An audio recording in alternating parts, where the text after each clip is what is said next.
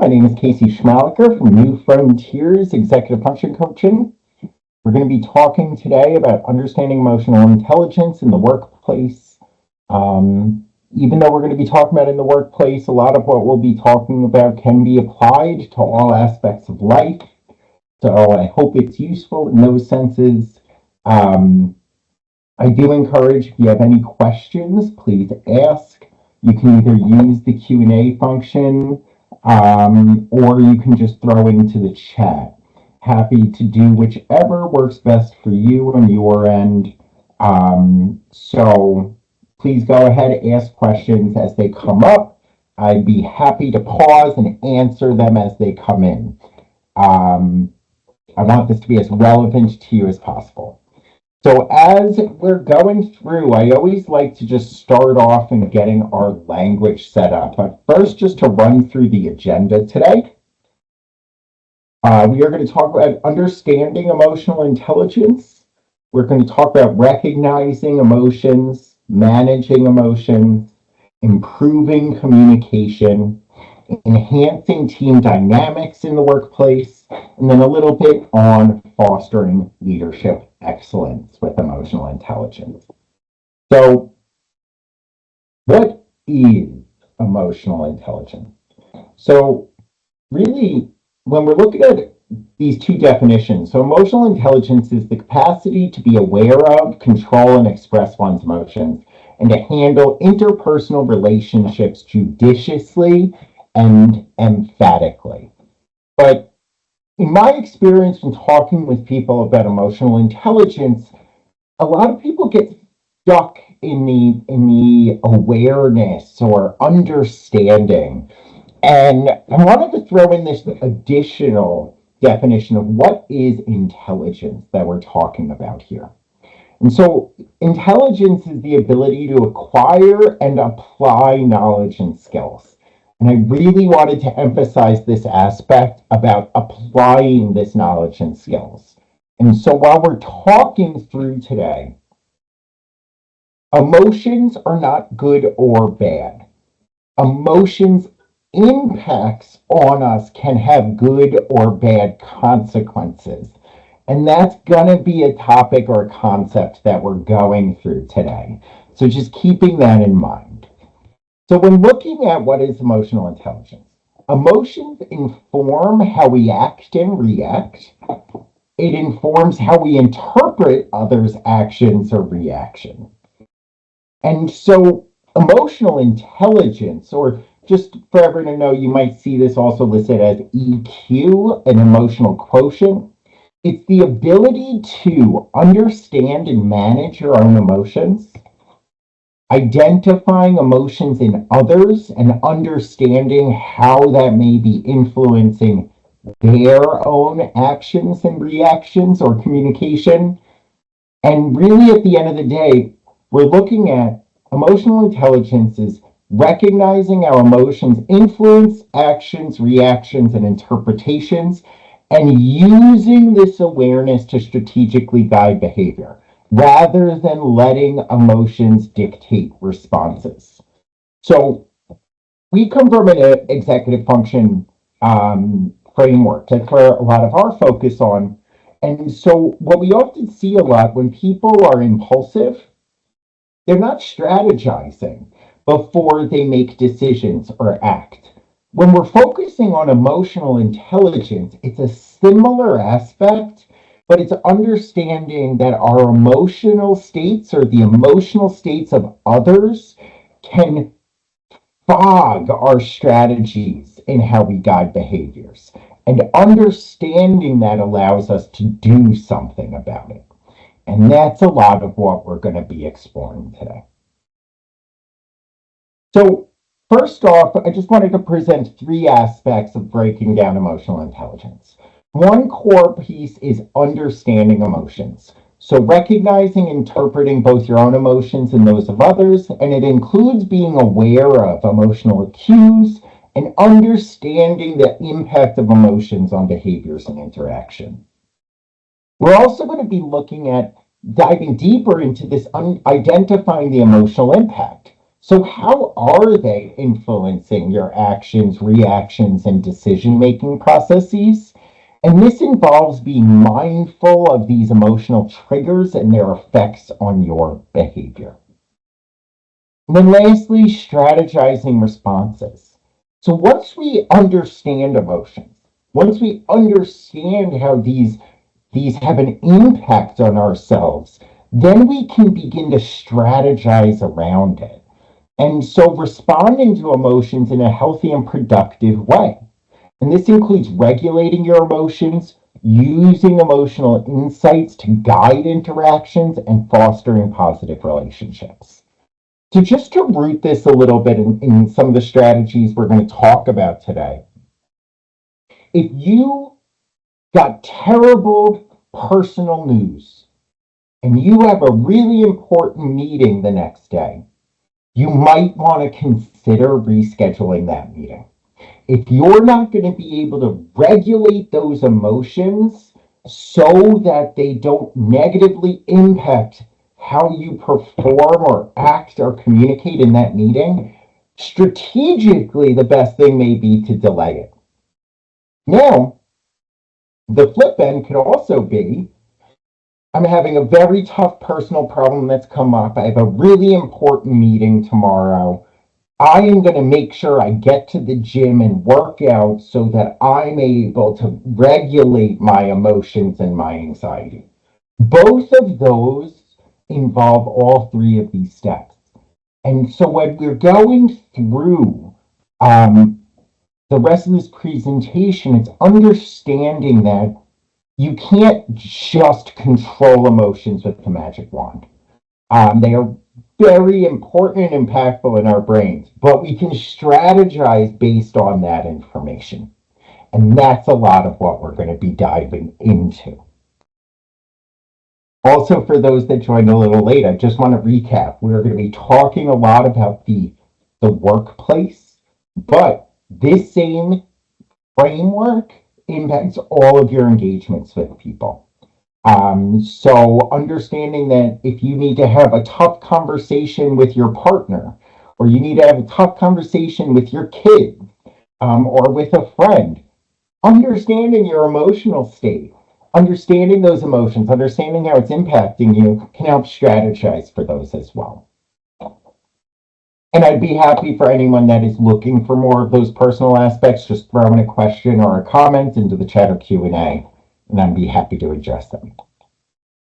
So now, you'll sometimes hear 5 components of emotional intelligence. You'll sometimes hear 4. I'm going with the 4 components. Just as a preview, the 5th component that I did not include here was motivation. I do find motivation is a very different aspect of it. So for today, when looking at 4 components of emotional intelligence, the first is self-awareness. And so this is the ability to accurately recognize one's own emotions, strengths, weaknesses, values, and drivers. And this allows individuals to understand how their emotions are affecting their thoughts and behaviors. So I always like to share back, and I'll talk about this a little bit more in recognizing our emotions, but when I was in high school and I was taking AP Bio, I had to go to the nurse on a day that I had a big exam because I had this major pain in my stomach. And I didn't know what was going on. Like I was freaking out. And the nurse helped me identify that emotion I was feeling was anxiety. I was very anxious. I was almost having a panic attack. But I had no idea. I did not have the self-awareness of understanding that what I was feeling was anxiety. I had to be taught that and be guided to see that. So that's that aspect of self-awareness. There's also self-regulation. And this is the ability to manage one's emotions in healthy ways, controlling impulsive feelings and behaviors, and adapting. And this helps individuals stay in control, maintain professionalism, and handle stress effectively. We'll talk about mindfulness, breathing exercises. I already mentioned a bit about exercise, right? So that's one strategy, which I recently started doing. I've gone through my whole life without exercising, and I'm finding as I get older, It's a really good self-regulation technique for myself. The third aspect, third component, is empathy and social awareness. So this really is that ability to understand the emotions, needs, and concerns of other people, pick up on emotional cues, and feel comfortable socially. And this helps individuals to connect with others and navigate social networks. So emotional intelligence is just not an inward aspect. It's also about engaging with other people's emotions. There's a lot of perspective taking with this component.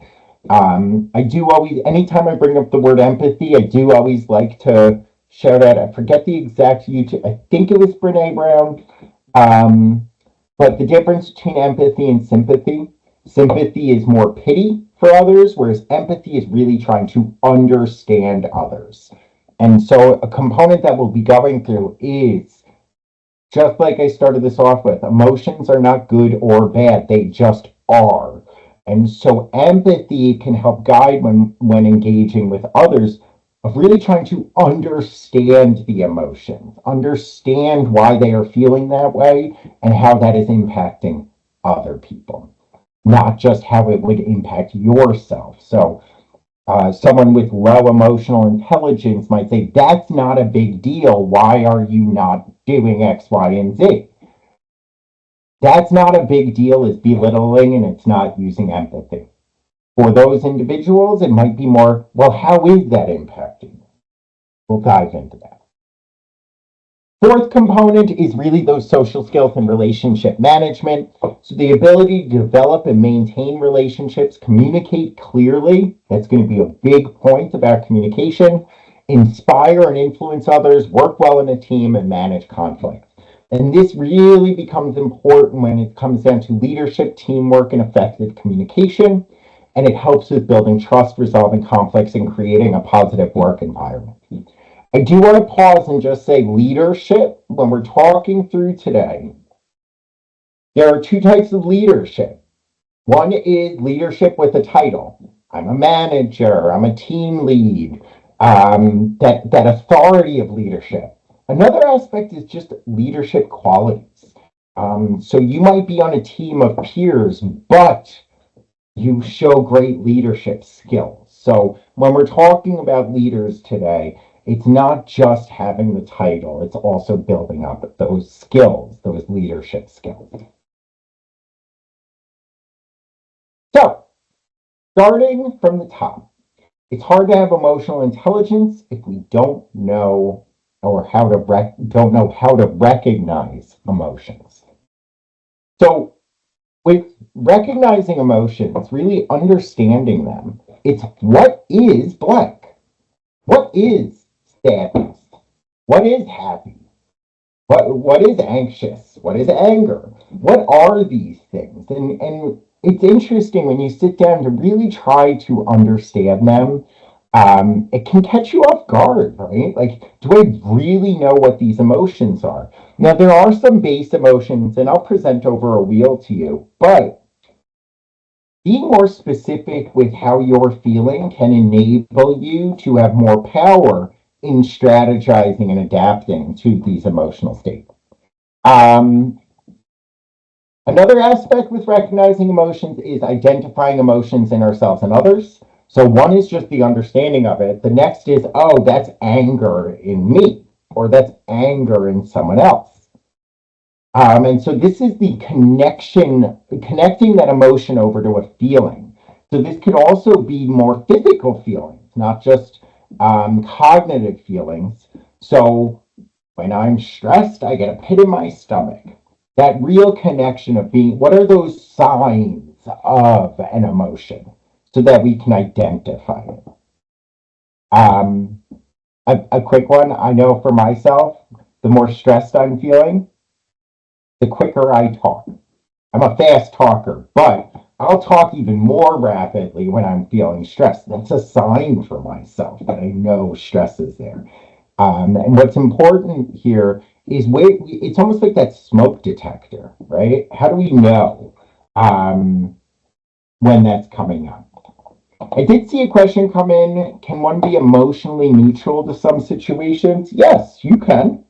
That you can be very objective in a situation. But it's a little bit rarer. There are such a wide range of emotions that having neutral emotions is also something to be aware of, right?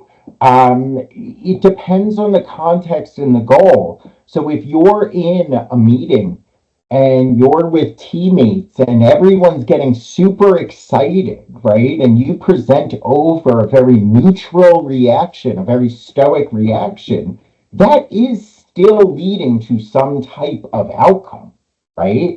Why isn't he excited? Why isn't he engaging? And again, it's not that it's good or bad. It might just be your reaction, but understanding how that is presenting itself adds to your emotional intelligence. Um, I've had some people when I'm managing them that sometimes my neutral, like emotionally neutral reactions causes them anxiety. Um, to seeing another follow-up question coming in of is there a relationship between emotional neutrality and insensitivity? Again, there's going to be a lot of context there that you'd have to explore. If you're emotionally neutral when someone is sharing very, very upsetting news, that can come across as being insensitive. So that is very contextual. If you wanted some more specific examples to share over, I can elaborate with, but it would really be about context in terms of how it leads to insensitivity. Now, then understanding emotions impacts, how do each emotion impact our communication or decision making capabilities? So when we move on to understanding emotions, so really in terms of acknowledging your emotions, accepting that emotions are a natural part of being human. So suppressing them doesn't really help, ignoring them doesn't help, but rather acknowledging them, acknowledging what's leading to it, so that you can cope with it. And cope doesn't always have to be a bad thing, right? If I'm overexcited about something, I might need to cope with that excitement because sometimes that excitement might lead to a lack of paying attention to details. That's possible, right? So it's understanding those. Expanding your emotional vocabulary. So learning to label emotions accurately. So instead of just saying something like I'm sad, trying to be more specific. I'm disappointed. I'm frustrated. I'm melancholic. Those are all iterations, maybe coming from sadness. Frustration maybe is coming a little bit more from anger and sadness. But each of these has different contexts. And so the more specific in expanding your emotional vocabulary can really help you with developing coping strategies and understanding how to be strategic with it. I bought my niece, though she's turning 3, but even at 2 years old, I bought her those like emotional cards, emotional animal cards to help her building up that emotional vocabulary, to help build up her emotional intelligence, even that young. And then reflecting on triggers. So, what's leading to these specific emotions? When do you get frustrated? I'll share for myself. I can get frustrated when I feel like I can do something better than someone else and they're not doing it up to my standards. That frustration is not helpful. And often I've adapted what I do in the workplace to not necessarily look at every step when someone else is doing something because that can trigger me to get frustrated in a process. And so understanding those triggers again allows us to go towards that full circle of how do I strategize? Now, I shared with you before about like labeling emotions and really trying to understand. This is one example. I wish I could give more credit. I found this on a subreddit. It's not suitable for work, the name of the subreddit.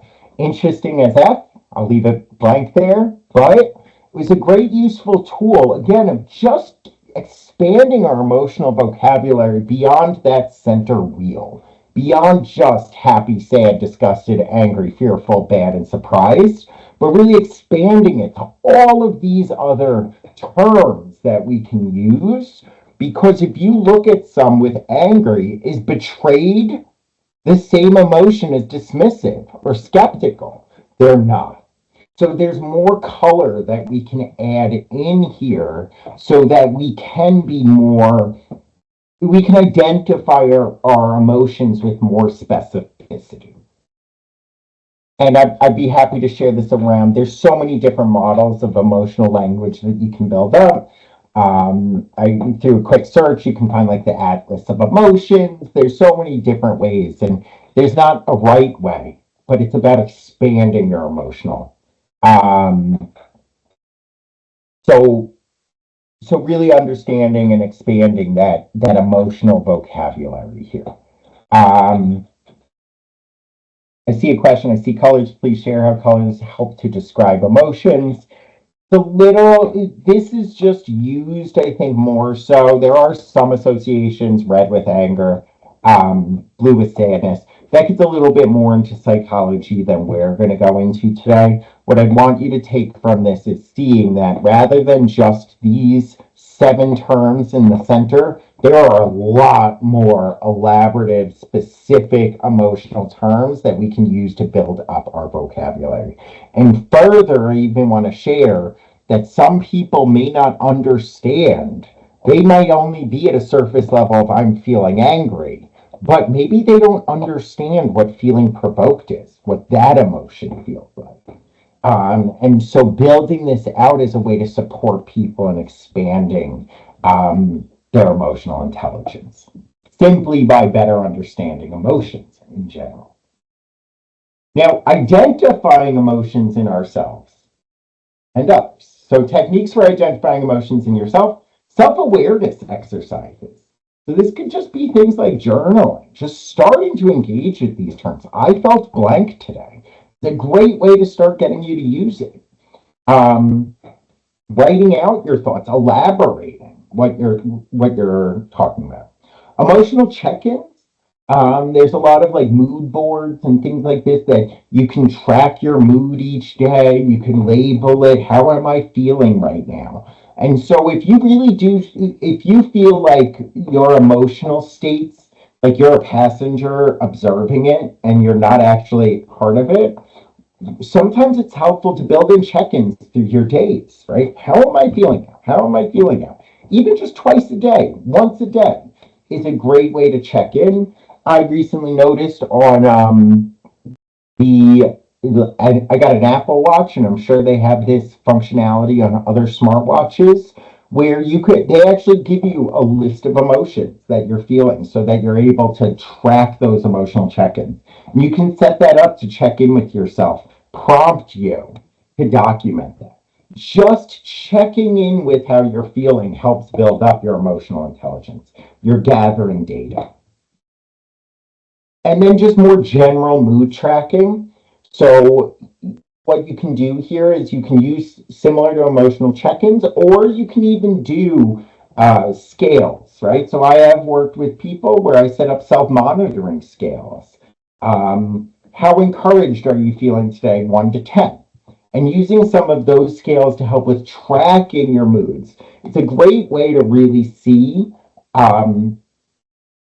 patterns that may be arising. Do you have a certain mood on Monday, right? And if you know that you tend to be a little bit down on Mondays, well, what can we do to set ourselves up for success? Again, you're gathering information to increase that self-awareness.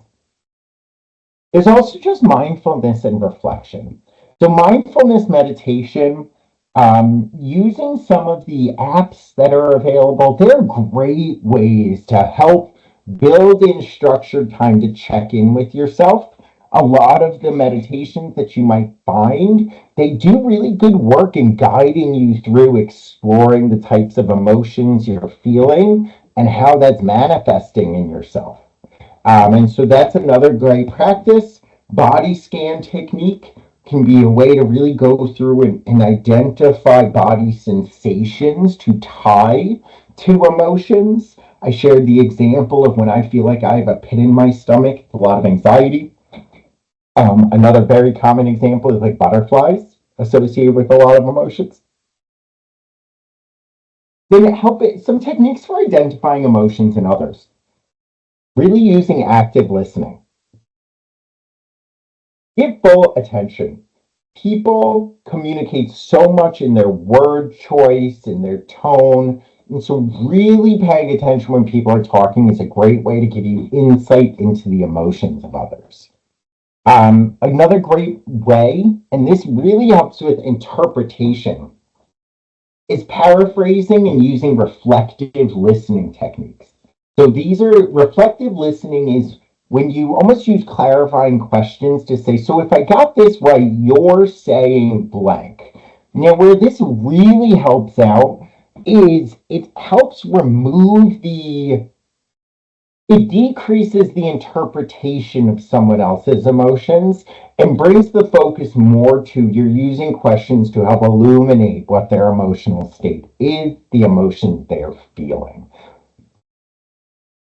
Then empathy and nonverbal cues. So really observing their body language. How are they holding themselves? What's the posture? Um, it's not always, I would also use some reflective listening as well. I will say I've gotten so nervous about this after I've started really working with this stuff because sometimes I just sit like this because I'm comfortable. This way, when I lean back, it's a place to put my arms. But I know that that can mean like I'm feeling closed off and defensive. And so, with things like that, really be mindful of of not reading too much into body language, but using body language to begin to develop an understanding of emotions in others. Listening to the tone of voice. And then lastly, and this ties back to some reflective listening, but use open-ended questions. Open-ended questions, when you set someone else up to talk, they're giving you more data and information to use to get a better understanding of their emotional state. So now understanding emotions impact. So just some tips for connecting emotions to feelings. Identify the physical sensations, reflect on emotional reaction, link emotions to experiences, and objective reflection. So I've mentioned this example a bunch, pit in my stomach, I'm identifying. One interesting example is often this actually has happened as I've gotten older. I don't get that pit in my stomach until the anxiety's passed. And so I start getting this feeling in my stomach like my body is finally loosening up because the stressor was gone.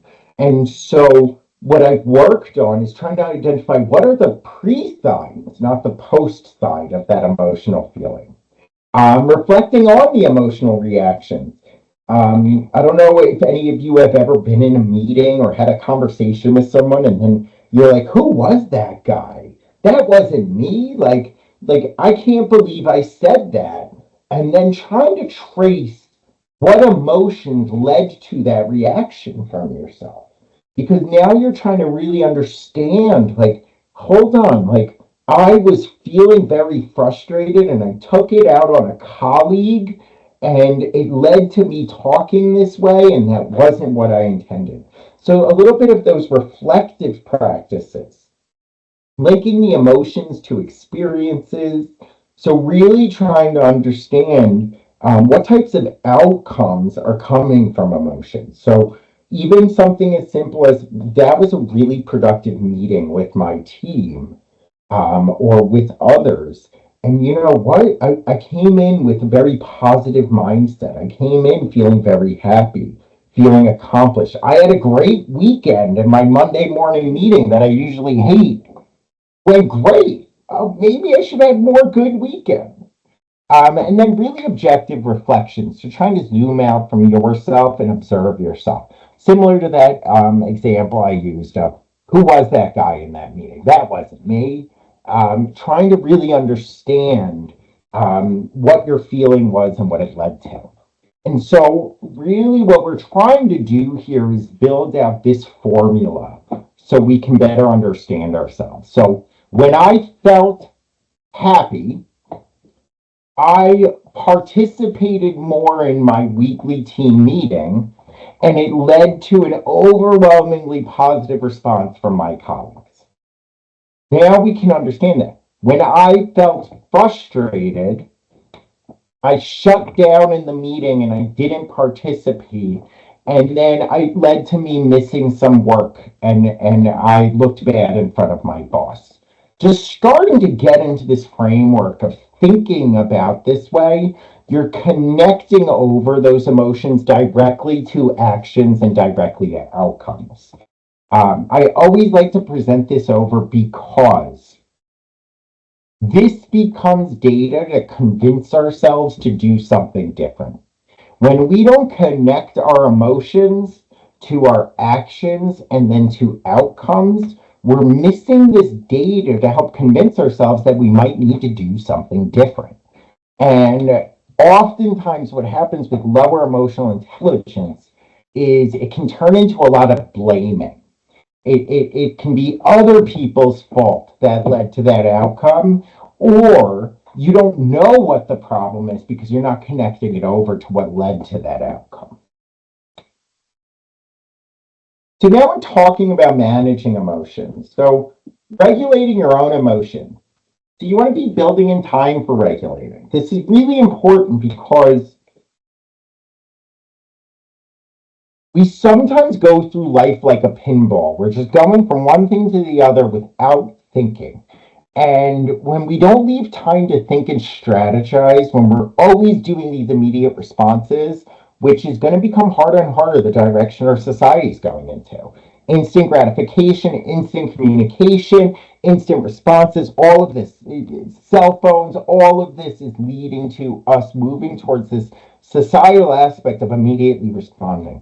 But often building in time to slow down, regulate our emotions becomes super important. And so something as simple as with a lot of people that call us in about our supports, they're talking about how stressed they're feeling, how anxious they're feeling, and how they want to work on strategies. And maybe even something as simple as, I really know that mindfulness works. I just don't find time to do it daily. Well, research shows that even just 5 minutes of mindfulness or breathing activities can have a dramatic impact on our emotions and our ability to regulate our emotions. And so, this aspect of building in this time, 5 minutes a day, right? Something as simple as that, and starting to move towards this. Or if you're feeling frustrated in a meeting, clarifying, hey, can we revisit this? I don't want to respond right now because I know my emotions are impacting my actions. And so, can we just, I need a little time to regulate. That's okay to advocate for. Now, there's also stress management techniques. So, talking about breathing exercises, if you're catching yourself with more rapid breathing, angst, things like that. There's so many different breathing exercises. I highly recommend using, if you don't want to use a paid for meditation app, Insight Timer is a free one for mindfulness and meditation. And what I've done is I've just listened to some to figure out what breathing exercises I like. Personally, my favorite is box breathing, 4 second counts. Just 4 seconds in, hold it for 4 seconds, 4 seconds out, hold it out for 4 seconds, and repeat. I find that's the easiest to remember and I like it. It helps me ground myself. But finding some breathing exercises, that can even be, quite honestly, if you do that for 2 minutes, you can be a little late for a meeting if it's going to set you up for better success for the rest of the time. Progressive muscle relaxation. So again, really diving into some of it. I'm not going to go into like a seminar on this, but looking into different progressive muscle relaxation techniques can really help.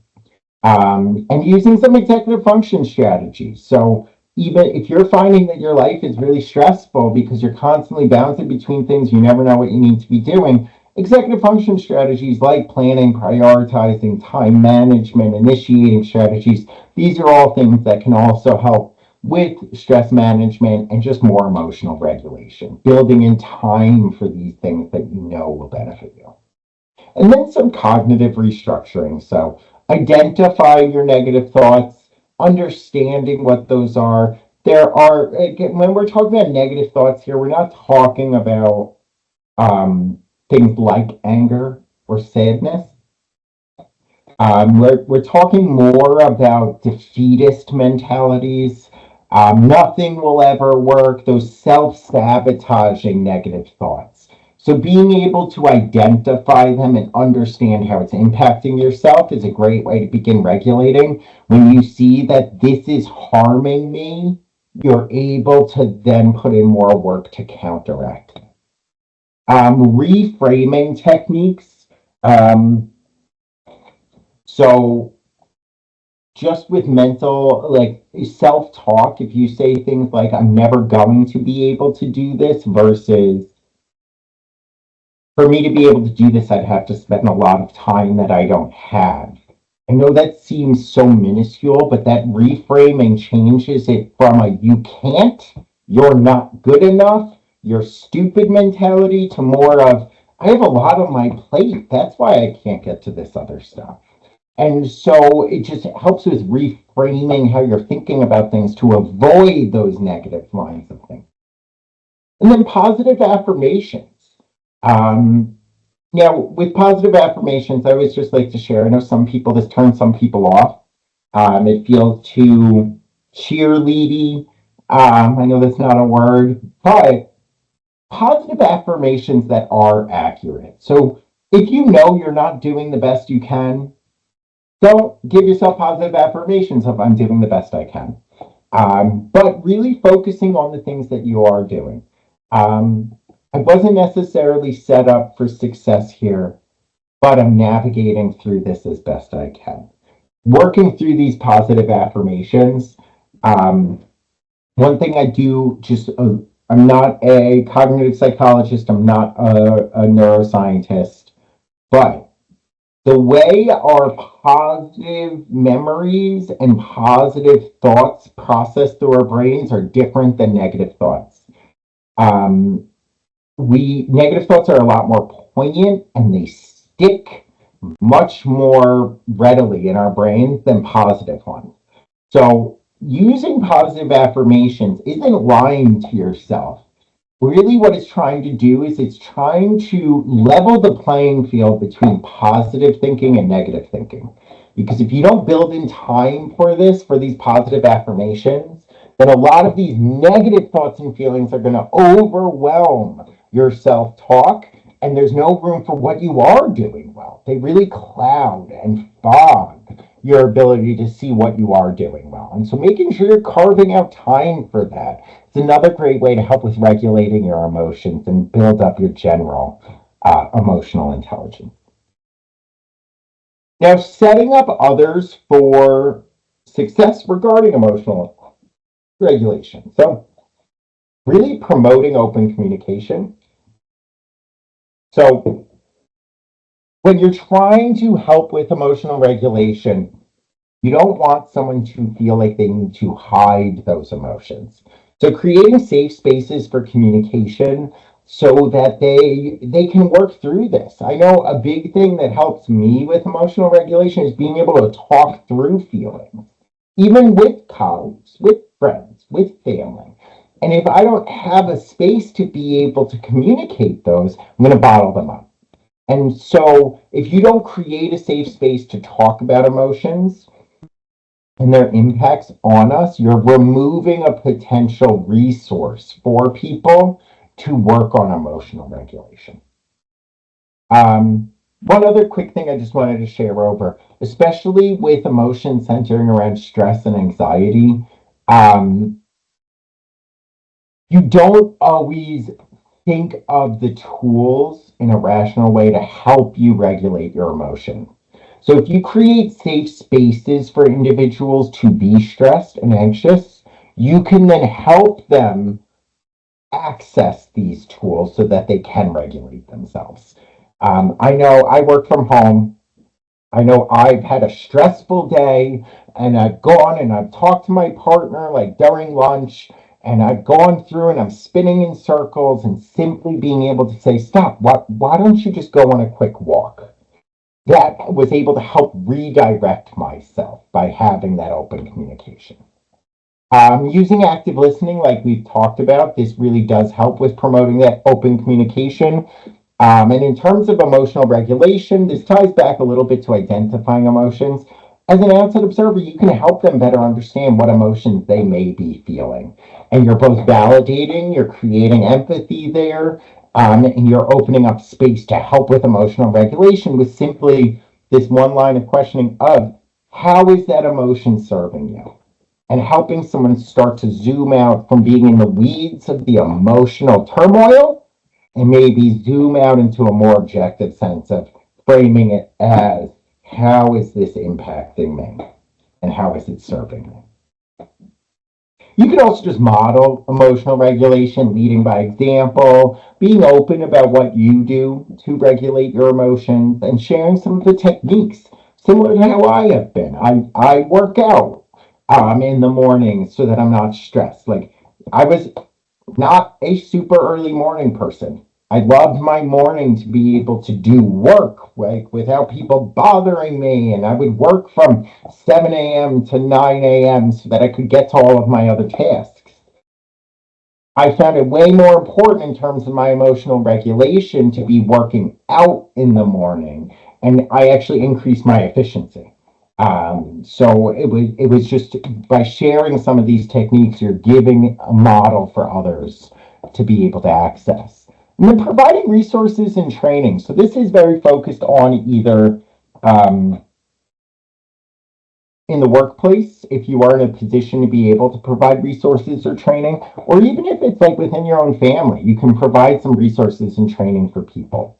So workshops and seminars, similar to this, but maybe more specific in these different aspects of emotional intelligence, helping build up culture, things like that are ways to help present models for people.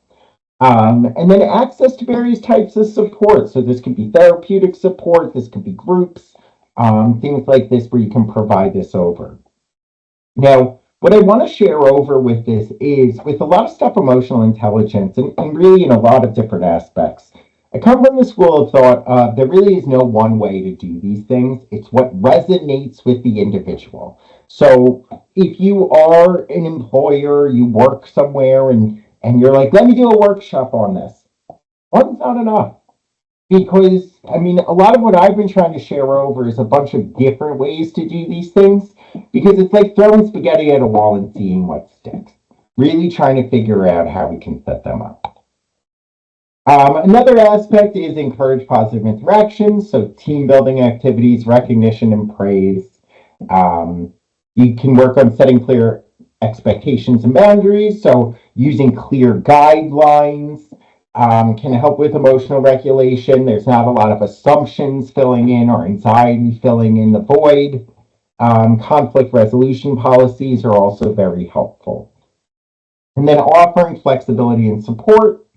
So, setting up flexible work arrangements.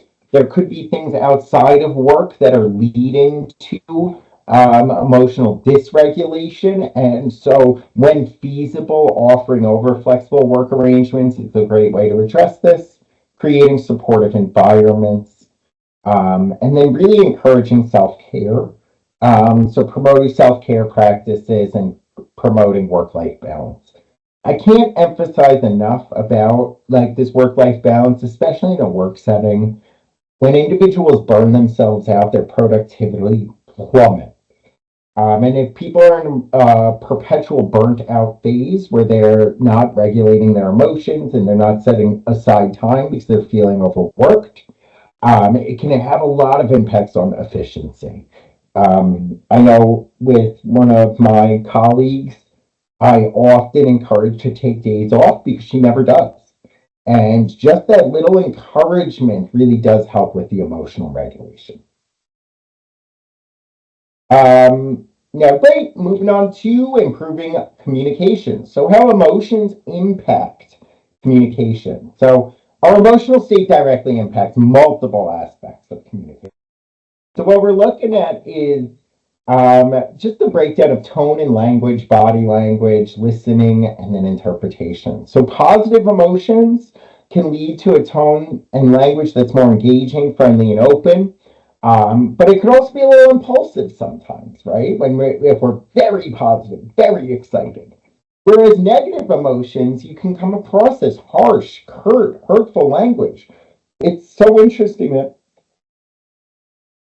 there was a model right now. I'm not perfect, right? So I had some distressing personal news. I didn't share it with anyone in my company.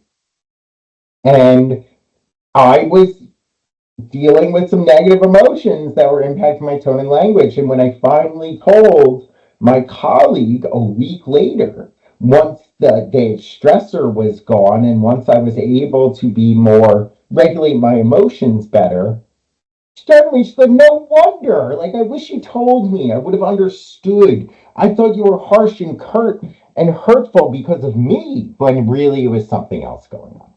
Now, with body language, positive is more like relaxed, eye contact, and it's signaling an aura of confidence and openness to others. Whereas negative emotions, you can have the crossed arms, like I mentioned, a lack of eye contact, some signaling of defensiveness, disinterest. Quickly with listening, I'm mindful of time, so I want to get to everything. With listening, it's easier to actively listen and engage with others when you're having positive emotions, when you're in a better mindset. Um, with negative emotions, they tend to preoccupy our brains because they are tend to be stressors. If you're sad, if you're angry, those are stressors on ourselves. I know sadness might not seem like one, but your brain is preoccupied. So you're not comprehending. You might be listening, but you're really thinking about all these things that are causing those emotions, and you're not really comprehending it. And this can lead to misunderstandings. And then interpretation. Even if you are hearing fully and comprehending what someone is, the way you interpret can be impacted by positive emotions and negative emotions. So with positive emotions, you could be giving the benefit of the doubt. You could have positive outlooks. Your assumptions are going to be more positive in that sense. Whereas negative emotions, you might really interpret things that are meant to be neutral or positive messages. You might view them as hostile or negative. You might be filling in that interpretation with negative assumptions, which is decreasing the validity of that message that you're interpreting. So they're just leveraging emotional intelligence in communication. So increased awareness allows for you to strategize. Um, Using your active listening is really important. So as we talked about reflective listening and asking questions when communicating with others, um, in terms of just like strategies, if you know you are in more of a negative emotional state, um, that doesn't mean you can't listen.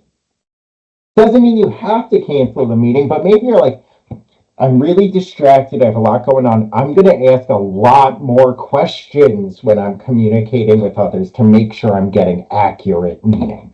That is still good emotional intelligence. Just like they said at the top of this presentation, emotional intelligence isn't just a complete stoic that never feels anything. Emotional intelligence is understanding how to react and adapt based on your emotions. Self-regulation. So if you're going into an important communication that you need to do, using mindfulness and exercise to set yourself up for more success. Advocacy. And really, what I mean by advocacy, share your emotional states so that they don't misinterpret what you're trying to communicate over. Hey guys, I had a really tough weekend. I'm a little distracted, but I didn't want to cancel this meeting. I didn't want to cancel this engagement.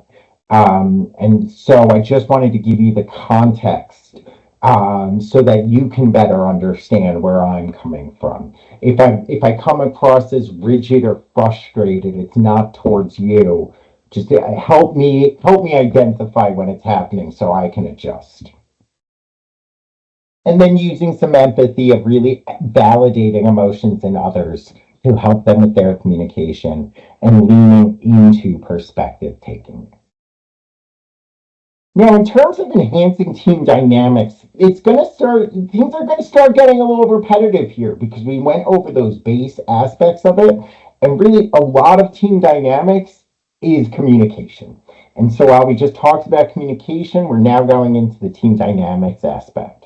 So with team dynamics, we're dealing with communication and conflict. So most of the work that we do when we're working with individuals in the workplace is working on miscommunication. And so when we're dealing with emotional intelligence, or you have a team that may have less lower EQs, there tends to be a lot of misunderstandings, emotional outbursts when the regulation there's so much dysregulation that it leads to an outburst, lack of listening or hearing one another.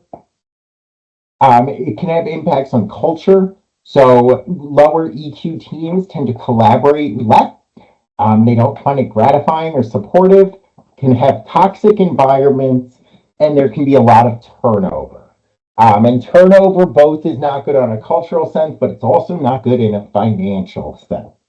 I think I read the turnover of a full-time staff member on a team is something like twice the annual salary in terms of the amount of time and effort that goes into replacing them. Don't quote me on that number, though. I've heard different numbers on that. And then also just on regular morale and engagement. Lower EQ teams are going to feel like not a place you really want to work. And so this could really impact that morale and engagement. If someone is going to ask themselves in their head, should I go that extra mile? They might say no when there's lower EQ. So now enhancing team dynamics with emotional intelligence. We talked a little bit about training and development. So just really encouraging these workshops that this is a real thing to work on and build. This isn't something that you just attend one webinar and you master it, or you have one training session and you master it. It really is something you really have to practice towards and keep working on. We talked a lot about communication skills training. So it's one thing for the aspects of emotional intelligence we talked about, but also using communication skills is really important. You can also try to incorporate some role-playing exercises if you didn't want to go through like full workshops, and just continuing to imbue this into the culture through continuous learning. And these can be things like a book club, just something where you're engaging with the material and encouraging others to do so as well. There's also fostering open communication, as we talked about, so creating those safe spaces for dialogues, talking about emotions and their impacts, regular check-ins with people to give them that venue for an open space for open dialogue. And then you can also incorporate things like anonymous feedback to get a pulse on the culture, to get a pulse on how individuals are engaging with emotional intelligence. I always want to give a grain of salt here. Two things with anonymous feedback. One, truly make it anonymous if you say that it is. And two, being careful on how you use the feedback so that it's not so directly tied to one person.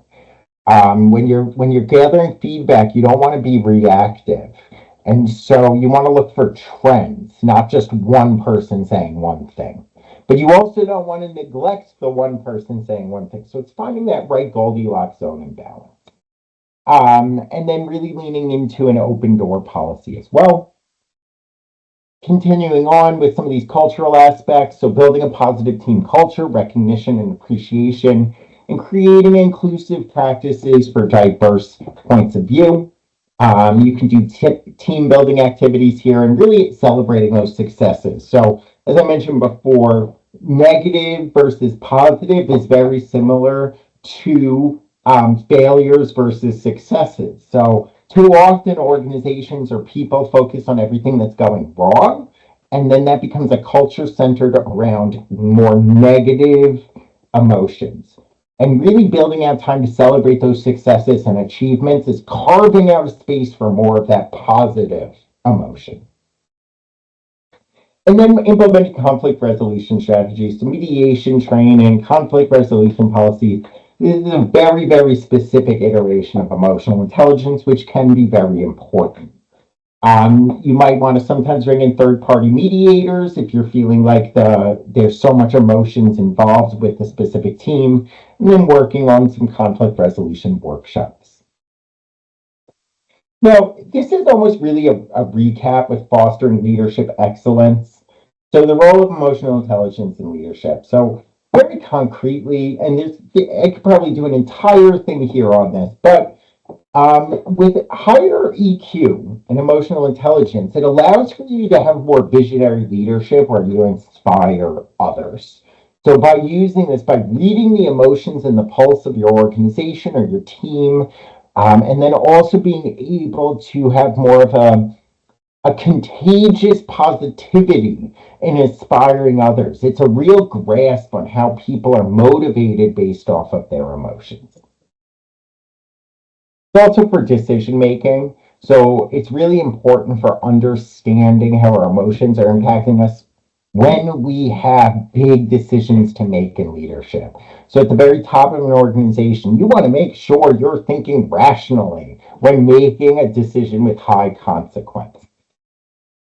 And then understanding all the impacts and consequences, but also involving in those consequences the emotional impact on the rest of the team.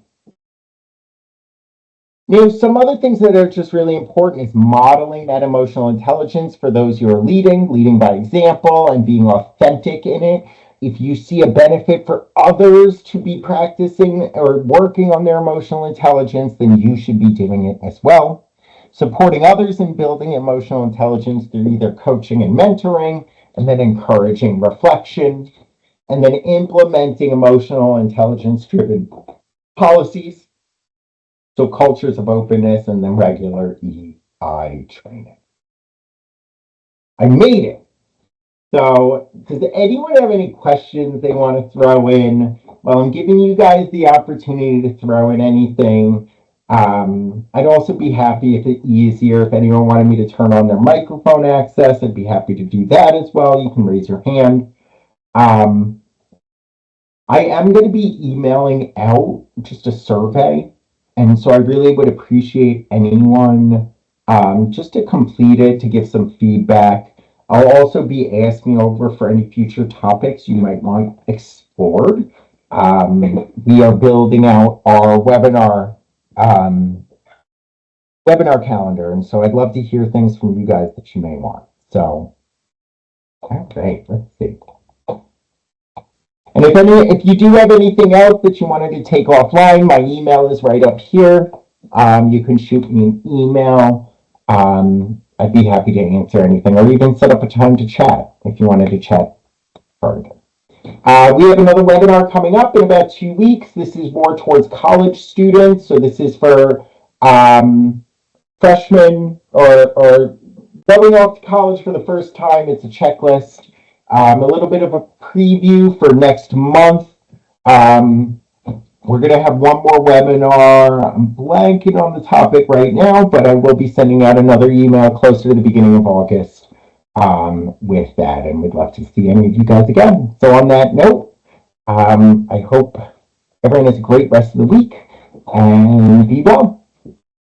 Bye-bye.